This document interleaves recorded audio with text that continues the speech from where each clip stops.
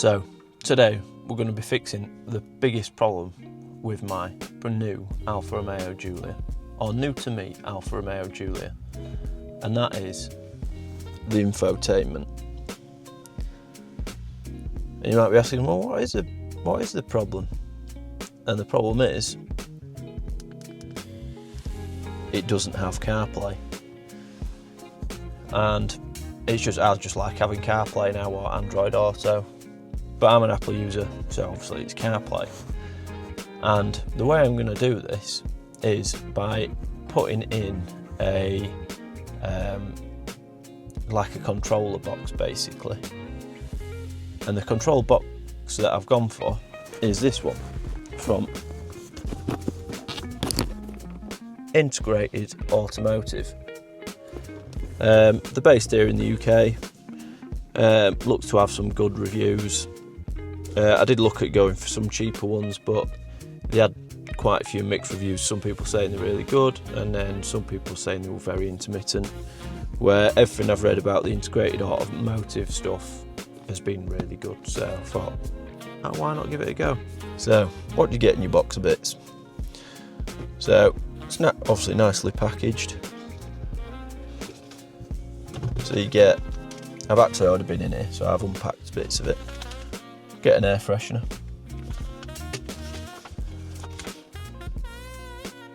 Obviously your QR codes. This is the control box that they supply.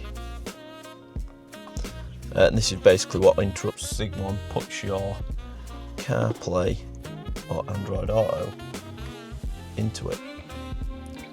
There is different settings. If you see on those red bits, basically you've got to select, depending on the size of screen you have, depends on which direction those switches need to be in. So I need to just double check them before I actually install it. But it tells you right there what it should be, which apparently mine should be high, low, low, high, low, high, which mine is not. I think mine's an 8.8 inch screen. Figure it out as we go along, I suppose. And then we basically have all the cables that you may need to your install. So yeah, let's go. I've actually already started the disassembly ready for the install. You've got to take the lower dash panel out from underneath the driver's side footwell, so the lower dash panel, and then it also says to take, there's a little cubby hole, so I've also taken that out. And I've also moved, I'll show you in some video clips, there's like a foam ducting for the heater to blow on your feet, so I've also removed that, and then there's two bolts. You'll see there's two bolts holding the actual radio system, that like head unit, but it's not a head unit anymore, is it? It's just like the control box. So yeah, there's two bolts holding that up, which are, I should tell you what size they are, T30s. So there's two bolts holding the radio up, like I say. So I have already taken one bolt out. I'll take the other bolt out, it's just in loosely, so I can get some videos, and then yeah, we'll have a look at what we've got to do next. So you've got to remove those two bolts to just drop the radio unit out far enough so you can actually plug the Integrated Automotive or whatever controller you're going to use in line. So it'll still use the factory radio, microphone, blah blah blah, but you get your CarPlay and your Android Auto and stuff like that. So yeah, I'll whip those bolts out and hopefully get you a good view of what I'm looking at and what I'm going to do next. So hopefully I've just shown you how it's all plugged in. Basically it just interrupts one of the fibre optic lines which goes to the display, and then the main it's just flicked on and flicked off. Looks like it's working because I've got a different display. But But basically, yeah, it interrupts the fibre optic line and how it controls all your buttons and stuff, all that sort of stuff. Your main big plug, what used to be your ISO plug, but it's not an ISO plug anymore. It's just your main big plug. And yeah, it just interrupts that, and then your fibre optic line. I've also connected the Wi-Fi cable, Wi-Fi aerials.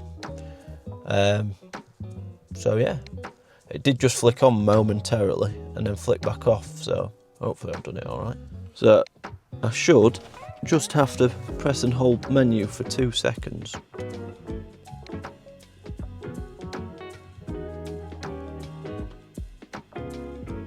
He says.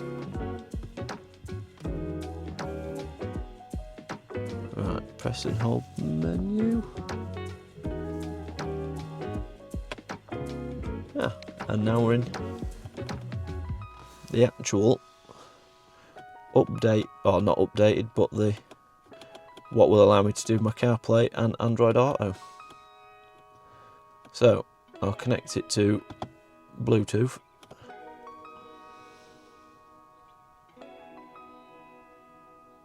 And there we go.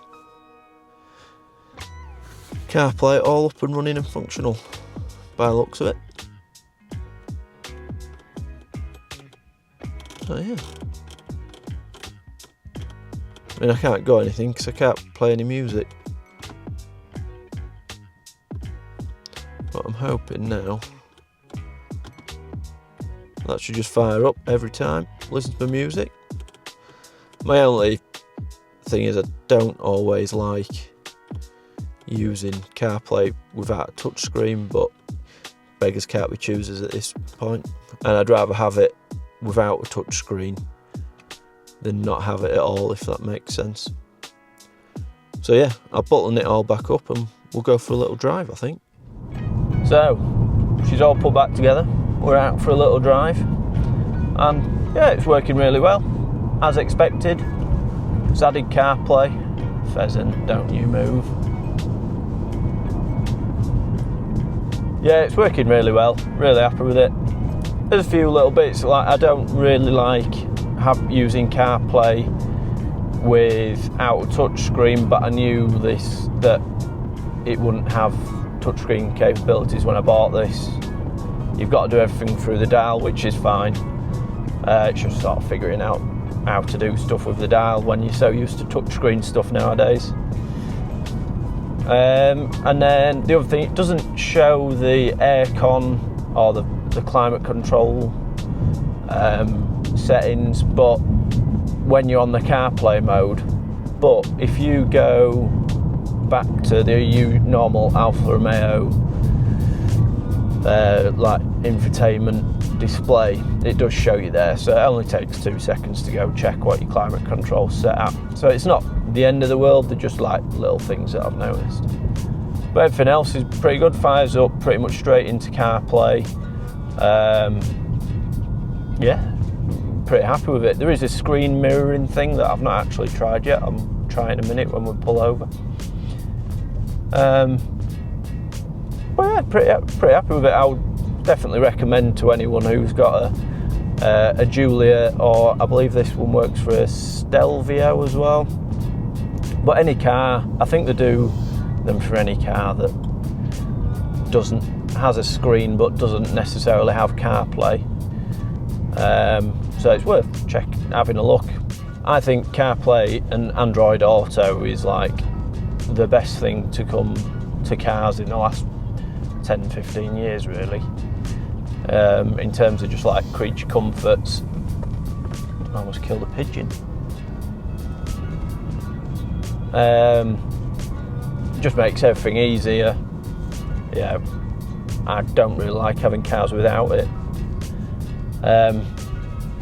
Obviously I don't have it in my BMW, but I do have a quad lock mount for it, so I've got all my maps and stuff on there and use my phone.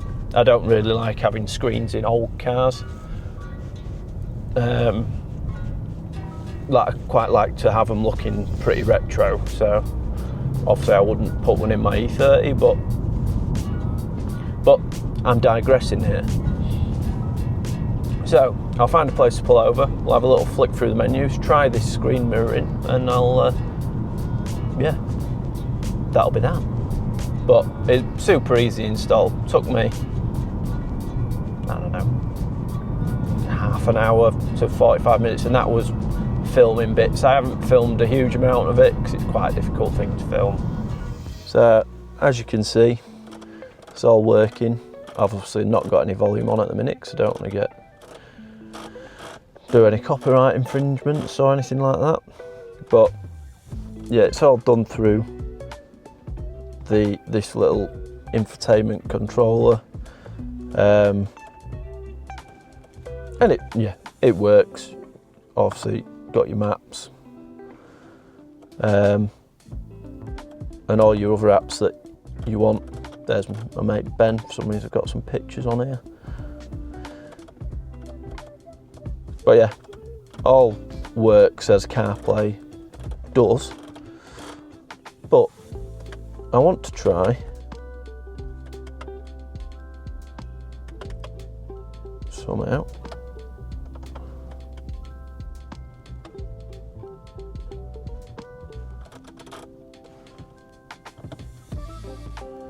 So you can do screen mirroring. So what you can also do by connecting through the wireless network that the control module has, you can screen mirror, which is basically what I'm doing here. It acts essentially like an Apple TV. So I'm just streaming a YouTube video from my phone, as you can see. Everyone's favourite YouTube channel, Naylors Garage. So if you are liking the video, please consider subscribing. It's much appreciated. And yeah. Now you can watch all your favourite YouTubers. Obviously, whilst you're not driving, because that would be silly otherwise, wouldn't it? So yeah, you could even have Netflix on there, watch a bit of your Peaky Blinders. So, but yeah, works really well. Not sure how I'm going to stop it doing this now. But yeah, loads back into CarPlay, easy as you like. But overall, I'm pretty impressed. It's what I expected, really. It's, yeah, works, it's good. It fires straight into CarPlay, which is what I wanted. Just makes, for me, it just makes the whole driving experience a bit more comfortable. Got your Apple Maps or Google Maps or Waze or whatever you use, and then Spotify for my music. It's just easy, and I can just do it all through the controls on the centre console. It's just easy, nicer, and it means I can probably get rid of this foam mount that's on the dash that I'm not a big fan of, but I've just left it there because I've not had any way of putting my maps anywhere. But anyway, hope you've enjoyed the video. Please consider liking and subscribing, and yeah, see you in the next one.